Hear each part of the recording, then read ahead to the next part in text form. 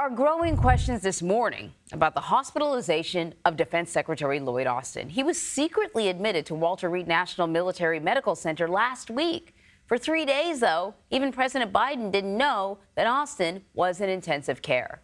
Joining us now from the Pentagon is CBS News National Security Correspondent David Martin. All right, David, lots of questions here. What are we learning about the timeline of events and who was and wasn't in the loop that should have known that the defense secretary, had been in the hospital and is still in the hospital? Well, almost no one was in the loop. But here's what we know about the timeline. On December 22nd, he went into Walter Reed for elective surgery. I should say an elective procedure.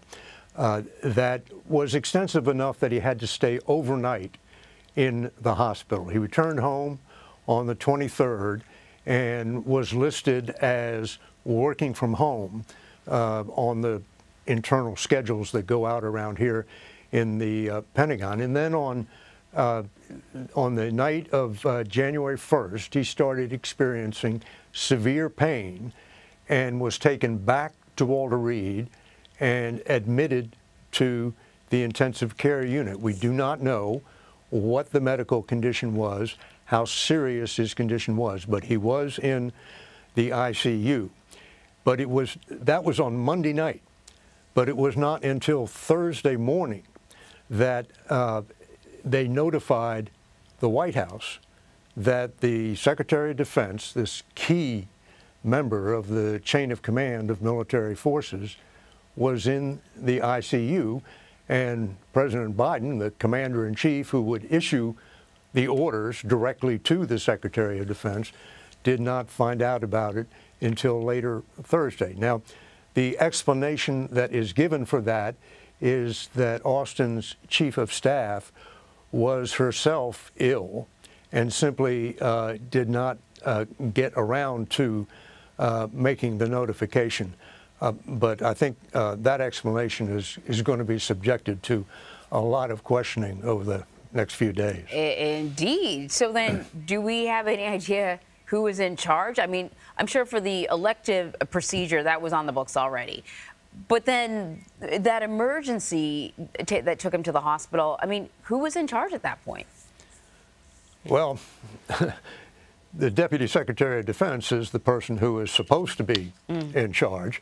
But she didn't find out until Thursday. Oh, my gosh. And she was on vacation in Puerto Rico. Now, she travels even on vacation with all the secure communications that she would need in an emergency to communicate with forces in the field.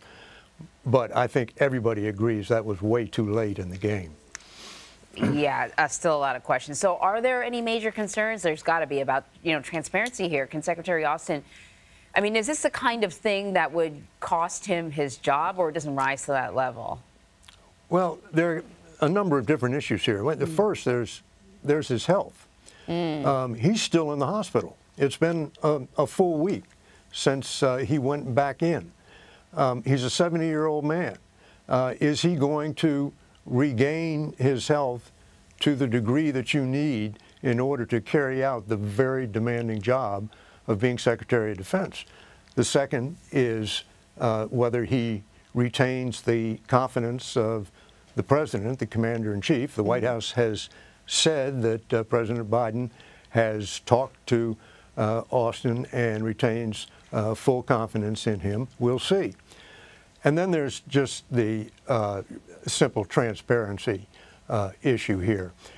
He goes into the hospital in a serious enough condition to be admitted to the ICU on Monday. The public is not informed about this until late on Friday afternoon.